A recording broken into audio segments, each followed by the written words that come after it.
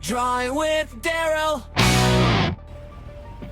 Hi, welcome to volume 14 of Drawing with Daryl.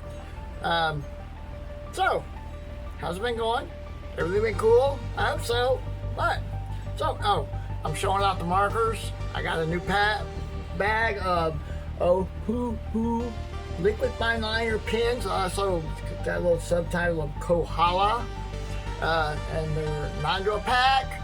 They go from a brush to double aught 3, little tiny thing. So very helpful, and under $20 at Michael's. So pretty good deal.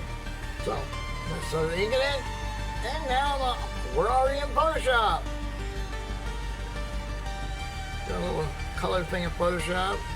I like Photoshop. There's a lot of ways to get things done. You can't get one thing done one way, you get things done another way.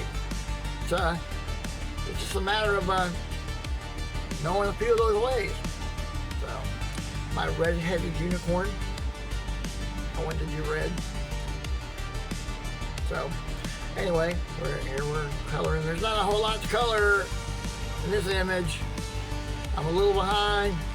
I wanted to do something simple but nice for all y'all to enjoy. So hopefully you enjoy.